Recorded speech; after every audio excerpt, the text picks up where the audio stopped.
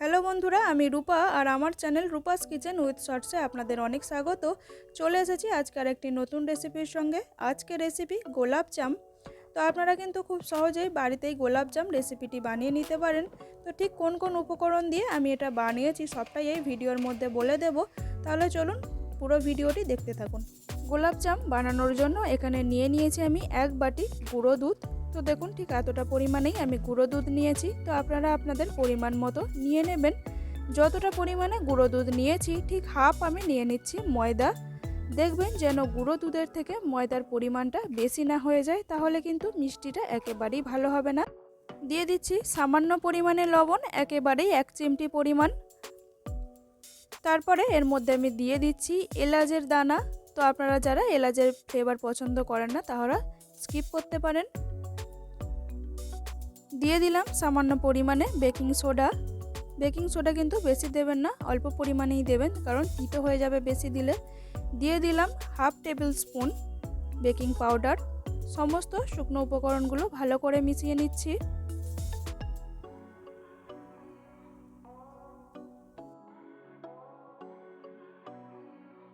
এরপর দিয়ে দিলাম 2 চামচ পরিমাণে ঘি। তো ঘি দিলে কিন্তু মিষ্টির ফ্লেভারটা খুবই ভালো হয়, তো আপনারা কিন্তু এর মধ্যে ঘিটা দেওয়ারই চেষ্টা করবেন। তারপরে ঘিয়ের সঙ্গে ময়দাটাকে ভালোভাবে মিশিয়ে নিতে হবে, তবেই কিন্তু মিষ্টিগুলো একেবারে স্পঞ্জি দোকানের মতো তৈরি হবে। ঠিক এইভাবে দেখুন আঙুলের সাহায্যে একটু চেপে চেপে এইভাবে কিন্তু ময়ামটা দিয়ে নিতে হবে। তারপরে এখানে আমি একটা ডিম ব্যবহার করছি ডোটা তৈরি করার জন্য। তো আপনারা নর্মাল জল বা নর্মাল টেম্পারেচারে থাকা দুধও ব্যবহার করতে পারেন। তারপর এখানে কিন্তু একটু চটচটে আঠালো ভাব করে ডোটা তৈরি করে নিতে হবে।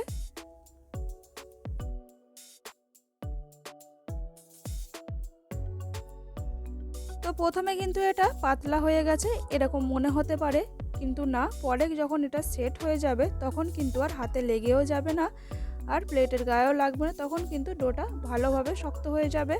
তো দেখুন আমি এটা মাখানো হয়ে গিয়েছে, আমি হাতটা পরিষ্কার করে নেব।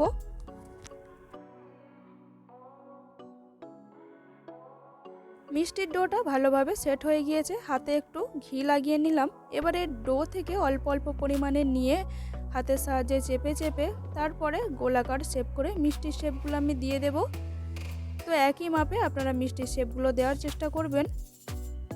তো দেখুন এইভাবে কিন্তু আমি মিষ্টির শেপগুলো ঘুরিয়ে ঘুরিয়ে দিয়ে দিচ্ছি। আমি গোলাকার শেপ করে দিয়েছি, আপনারা অন্য শেপও করতে পারেন, তবে যেহেতু গোলাপ জাম তাই একটু গোল করে দেওয়াটাই ভালো হবে। এইভাবে করে আমি সমস্ত মিষ্টির শেপগুলো দিয়ে নিচ্ছি।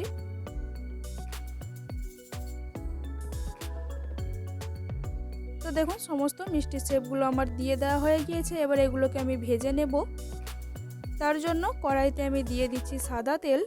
তেলটা হালকা গরম করে নিতে হবে যেন হাত লাগানো যায়, ঠিক এইভাবে।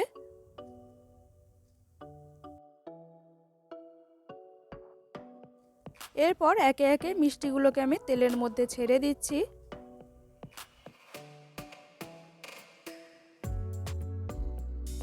তো প্রথমে আমি 6টা দিলাম, তারপরে কড়াইটা ধরে একটু নাড়াচাড়া করে দিলাম যেন মিষ্টিগুলো কড়াইয়ের গায়ে আটকিয়ে না যায়।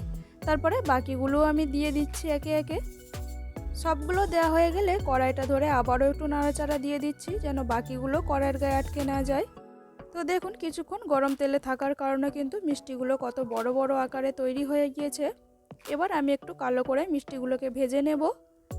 তো খুব বেশি কালো করব না, হালকা লালচে কালার হলে কিন্তু মিষ্টিগুলোকে তুলে নেব। তো দেখুন এইভাবে আমি ভেজে নিয়েছি। এবার তেল থেকে মিষ্টিগুলোকে আমি তুলে নিচ্ছি।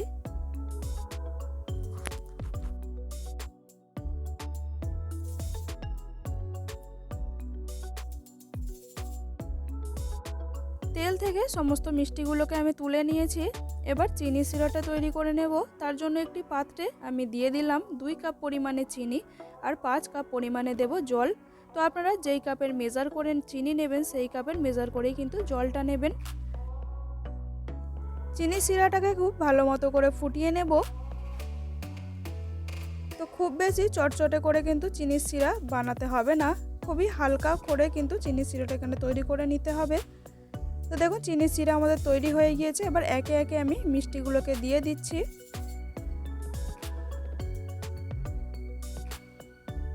এবার একটি ঢাকনা চাপা দিয়ে 10 মিনিট হাই ফ্লেমে মিষ্টিগুলোকে আমি জাল করে নেব। তো বন্ধুরা ফিরে আসছি 10 মিনিট পর। চলে এলাম বন্ধুরা 10 মিনিট পর। তো এবার ঢাকনাটা খুলে মিষ্টিগুলোকে আপনাদের একটু দেখিয়ে দিচ্ছি। তো দেখুন 10 মিনিট ফোটানোর কারণে কিন্তু মিষ্টিগুলো খুব ভালোভাবে রসটা টেনে নিয়েছে আর খুব ভালোভাবে ফুলে গিয়েছে। এইবার গ্যাসের ফ্লেমটা আমি অফ করে দেব আর একটি ঢাকনা চাপা দিয়ে 6 ঘন্টা আমি মিষ্টিগুলোকে ঠিক এইভাবেই রেখে দেব। তো 6 ঘন্টার মাঝখানে কিন্তু একবারও ঢাকনাটা খোলা যাবে না, তাহলে মিষ্টিগুলো পারফেক্টভাবে তৈরি হবে না। তাহলে চলুন বন্ধুরা ফিরে আসছি 6 ঘন্টা পর। ফিরে এলাম বন্ধুরা 6 ঘন্টা পর আর আমাদের গোলাপ জাম দেখুন কত সুন্দর পারফেক্টভাবে রেডি হয়ে গিয়েছে। তো বন্ধুরা এই রেসিপিটি আপনাদের কেমন লাগলো? যদি ভালো লেগে থাকে অবশ্যই লাইক কমেন্ট শেয়ার করবেন। আমার চ্যানেলে নতুন বন্ধু হলে চ্যানেলটিকে সাবস্ক্রাইব করে পাশে থাকা বেল আইকনটি প্রেস করে দেবেন ভিডিও নোটিফিকেশন সবার আগে পেয়ে যাওয়ার জন্য। তো আজকের মতো এই পর্যন্তই, ফিরে আসবো অন্য কোনো রেসিপির সঙ্গে। আপনারা ভালো থাকবেন। ভিডিওটি এতক্ষণ সময় ধরে দেখার জন্য আপনাদের অসংখ্য ধন্যবাদ।